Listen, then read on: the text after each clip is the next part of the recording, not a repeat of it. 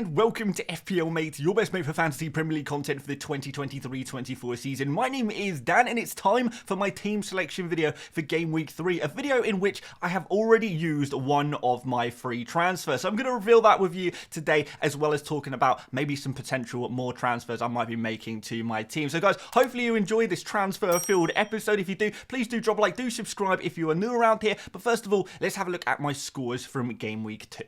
Well, Game Week 2 was not great. I'm not going to lie, guys. Without any 6.5 million midfielders, no Mbumo, no Mitoma in my team, my score did suffer. But to be fair, it was a low-scoring week in general, with a lot of the main players that a lot of people have right now didn't really score too highly indeed. So it's one of those game weeks where it's a good week to get a low score, but it doesn't make it feel that much better. 43 points for me. The only real returns coming from Estupinian, Saliba, and the Ollie Watkins assist.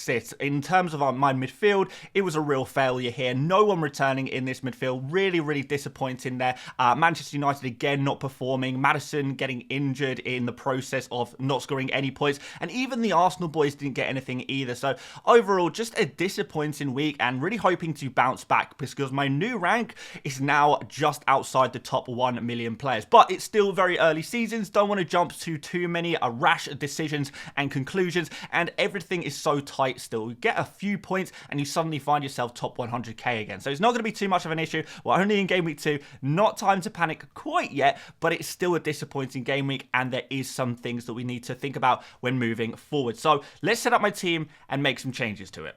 Okay, so 2 free transfers, nothing in the bank. Let me show you what my team looks like before any transfers, and then I'll show you the transfer I made and some other potential transfer moves that I might make to my team. Let's start off in goal. We have got Johnston. Johnston plays against Brentford next, which is a little bit of a tough fixture, you would say, on paper, but we have seen so far, Johnston and the Crystal Palace defence has been very good. No goals conceded in the opening fixture, and even in the second game against the mighty Arsenal, only conceding 1 goal to a penalty. So they are still keeping things very tight, the same as they were pretty much all season last year. They're bringing their good defensive numbers into the new season. So even a slightly difficult fixture like Brentford could definitely yield a clean sheet. And that would be very helpful to me as someone who doesn't have any Brentford attackers whatsoever. It would be really nice to see Crystal Palace get another clean sheet here. That would be really good and help me in more ways than one, believe me. So fingers crossed on this one. I still have faith in Crystal Palace's defense and I feel like they can get clean sheets even in those medium difficulty fixtures. If they can concede 1 goal against Arsenal,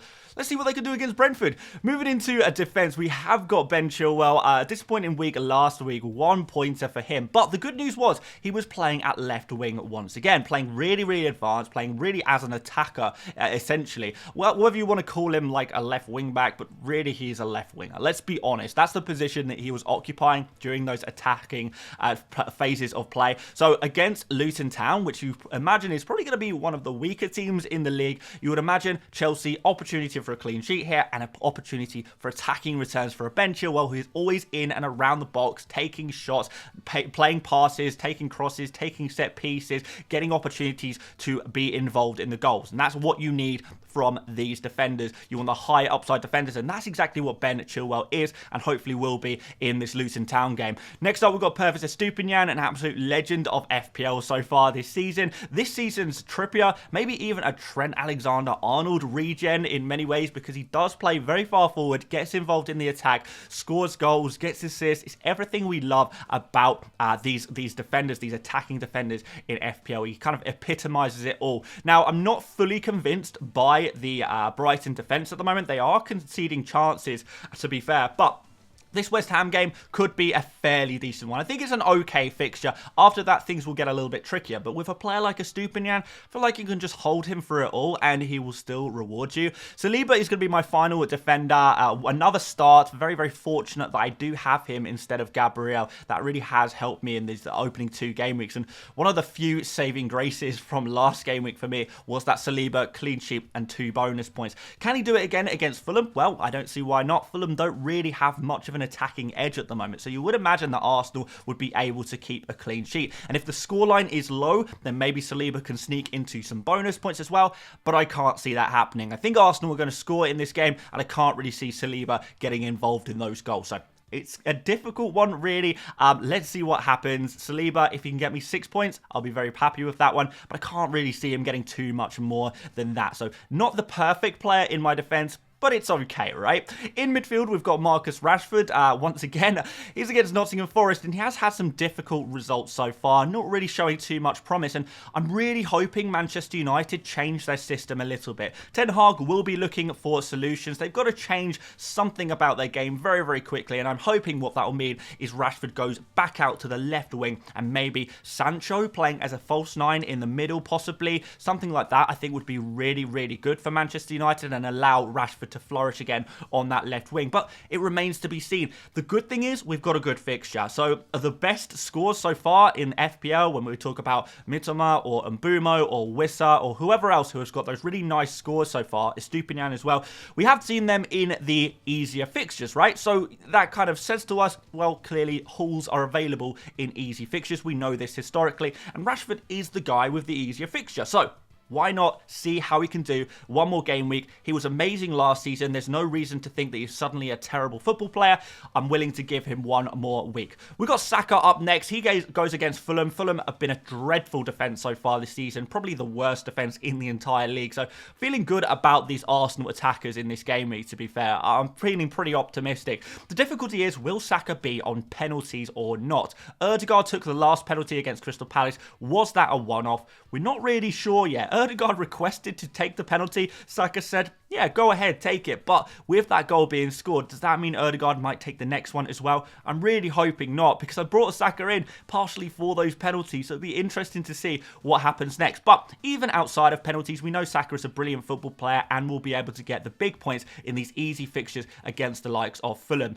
Bruno Fernandes next, possibly the most unlucky player in FPL so far. He is generating the most goal involvements of any player in FPL so far this season, other than Brian Mbumo, who has had 2 penalties. So, look, Bruno Fernandes, yes, it hasn't quite come off for him yet, but his underlying numbers are phenomenal. And I know some of you guys like underlying numbers, some of you guys don't like them so much. I like them to a degree. When I see a player is getting good results, kind of underlying results, it does often to suggest that they are going to get kind of attacking returns in the future. So I'm kind of hoping that's going to be the case. Like I say, good fixture. Bruno, could he make good of the chances he's creating for his teammates? Can they make good of those and score the goals? Can he make good of the goal-scoring opportunities that he's getting? We're going to have no Mason Mount for a good few weeks now. He's going to be out for 4, 5, 6 game weeks now. So that's maybe going to allow Bruno to flourish a little bit more, with maybe Eriksen playing alongside him, maybe another defensive midfielder playing alongside him. Might allow him to be freed up just that little bit more and do the business as we know he can. Maybe even try and get a cheeky penalty from him. That would be pretty nice, to try and get a penalty out of Bruno Fernandes, because he could have had one so far, and maybe he'll get one in the future. Martinelli next, disappointing against Crystal Palace, but again, this Fulham game is just too good to miss out on, and I don't want to sell Arsenal attackers ahead of a fixture that is just this mouth-wateringly good. It really is. If Arsenal are as good as I think they are, and I think that Arsenal have shown some real promise so far this season, if they can show that promise against a team and a defence like Fulham, then we're going to see goals. And you can see players like Saka or Martinelli easily getting 2 attacking returns in one game week. That is so possible right now. So I'm kind of hoping that will happen. But until Jesus comes back and plays number 9, or maybe Trossard plays false 9, I don't think we're going to see the full potential of Martinelli. So yeah, just have that in your minds, I guess, if you are a Martinelli owner. And we're finishing off the midfield with Maddison, who is currently flagged. It does look like he is going to miss this game week. It looks like he is going to be unavailable. Should hopefully be back by game week 4, but could potentially stretch to game week 5 before we see him back. And we've got Bournemouth up next and then Burnley, both away fixtures. If we're missing the Bournemouth fixture and maybe missing the Burnley fixture, I do think Maddison is a potential sell for anyone who has him right now. I'm really disappointed because I brought him in, I had some high expectations from him, let me down against Manchester United, and now he's injured ahead of this amazing run of fixtures that I brought him in for in the first place. This is what the fixture run I had in mind. But things don't always go perfectly in FPL, and how you respond to these situations is a lot to do with how well you end up at the end of the season. It's very easy to create a Game Week 1 team. What's harder is trying to navigate and deal with problems in your team and turn them into advantages, which hopefully we'll be able to do. Up front, we've got Erling Haaland against Sheffield United. That's going to be an absolute rout, isn't it? Oh my word. He should have scored so many goals against Newcastle. He was quite unfortunate to come away with that from that game with a blank. Already done the business in the opening game week against Burnley. Can he get back to his best against Sheffield United?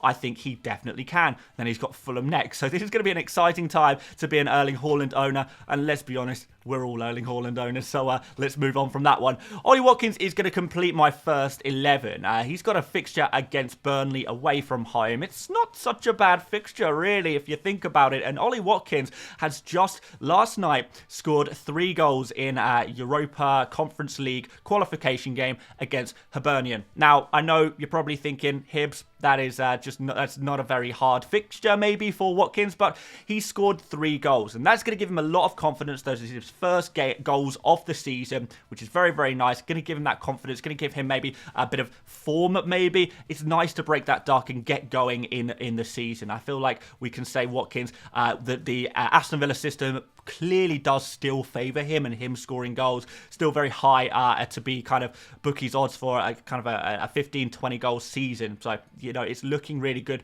for Watkins in general, and I'm a little bit kind of on edge as whether I'd be willing to sell him ahead of the Burnley game. I understand, though, the fixtures after that are not perfect, but the Burnley game, do I want to sell Watkins? Do I want to move to maybe a Chelsea striker?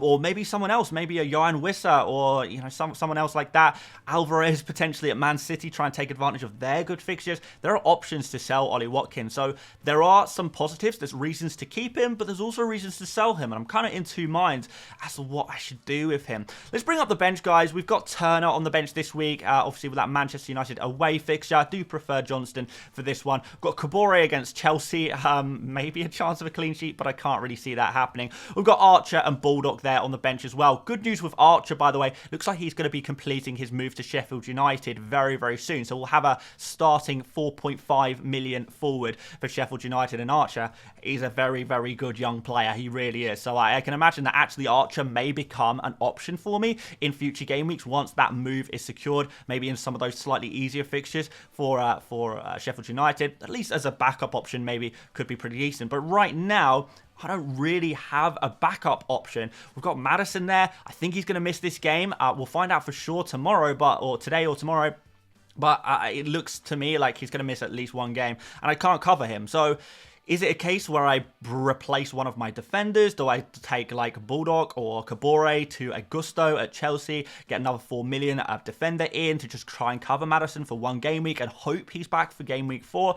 Or do I remove Maddison? Well, this is where I tell you I've already made a transfer, and that transfer, guys, was Maddison out and Phil Foden in. Guys, I have already made this transfer. I made this transfer, I believe it was on Tuesday evening, just before the price change, because what was going to happen was Foden was going to move up to 7.6, which he has now, and as soon as he moved up to 7.6, I wouldn't be able to afford to make the transfer anymore. So I had to go early, make that transfer, because I don't have any money in the bank. And I was kind of fortunate in the sense that I did have an opportunity to go for Foden, because I feel like Foden is probably one of the top transfer targets for all of us this week, and I've been able to get him and turn that Maddison injury problem into an advantage for myself. I've taken out Maddison, I replaced him with Foden, and now I'm very, very happy indeed to have Phil Foden in my team. Obviously, he's been playing amazingly so far this season. He's got 2 phenomenal fixtures. He's been showing so much promise, even against Newcastle. I'm so surprised he only came away from that game with just 1 attacking return. He could have got a lot more in that game, a real star in that game. He really was, and I feel like against the likes of Sheffield United and Fulham, he is going to do even better. So Foden is in. I'm fairly confident about him as long as I don't get pepped. And we all get pepped sometimes with his roulette. But if he plays in these next two fixtures, even if, you know, new transfers come into Man City and it becomes a problem later down the line, I will transfer Foden out. I'm happy to do that. What I'm looking to do is try and get Foden nice points in the very short term, and that will hopefully make it worth it. After that, we can maybe move him back to Maddison. We could maybe bring in Brian Mbumo or one of the kind of Brighton midfielders, Solly March or Mitoma. That will work really, really well if we need to do that. So we've got the eyes on the prize there. Do we use our second transfer? And I feel like if I'm using a second transfer, I kind of know the kind of areas I might be thinking about going, but I do want verification and validation from the AI. So let's check that out. Yes, guys, so what you can see in front of you is the Fantasy Football Hub My Team tool, the extraordinary tool that lets you plan out all of your future FPL game weeks with transfers, and it also suggests transfers for you to make, so it can give you a real nice second opinion on your team and make suggestions on how you can possibly improve it. Now, I've entered in my team here, and you can do the same using the link in the description below. I've left a link down there for you to try this tool out for free, but you can also get 50% off the full version using the code in the description as well, the link in the description as well. So yeah, you can get 50% off your Fantasy Football Hub subscription all the way until the end of August. You have until then to try it out and then maybe subscribe. Guys, it's an amazing tool. You will love it. I use this tool and many others every single day, multiple times a day, hours a day. Genuinely, I'm that sad. But moving on to this team, we can see that the kind of problem area is maybe Johnston against Brentford, only 3.5 predicted points there, which is not ideal. And Saliba against Fulham, 3.8 predicted points. So like I kind of suspected, Saliba is not the perfect defender to own right now. I know a lot of people wish they went for Saliba, but in many ways, I don't know if I can justify a transfer. Can I go for a Man City defender, maybe swap him to Gavardio? Would that be a good idea? I feel like at least I could guarantee myself 6 points for the next couple of game weeks, and that would be pretty nice, I guess. But still, maybe I do want to keep Saliba. It just doesn't seem worth a transfer necessarily, but it's definitely an improvement that I can make. Ollie Watkins, only 4.9 predicted points this week, 4.6 the following week, then 4.9, so that's not perfect either. Maybe some improvements can be made there. Let's see what the AI reckons. What other transfer should I use? Because I've got one other free transfer. What has it got for me? Okay, so it's given me two really interesting options. One I didn't really expect to see, and this is Saka out and Ødegaard in, and I think it's taking into account that maybe Ødegaard is going to be on penalties now and therefore has that slight edge on Saka in these fixtures. So that is an option, but that I hadn't really considered. Of course, the second option is a one that I'm sure a lot of you guys have been thinking about, and that is to take Watkins out and replace him with Nicholas Jackson and gain 1 million in the process. Gain him a little bit of profit there, to be fair, but is it worth it? 5.5 predicted points for Jackson. I've got 4.9 predicted for Watkins, so I can get an increase of 0.6 predicted points by making this move. The question is it worth it? It does seem like Jackson is predicted higher points for the next couple of game weeks, so maybe it is, maybe it isn't. It's definitely an option for me. But right now, I do like that second suggestion of going for Jackson instead of Watkins, but I feel like I want one more games week worth of information. I've got one transfer left to use, but I could also roll it into next week and have two for next week.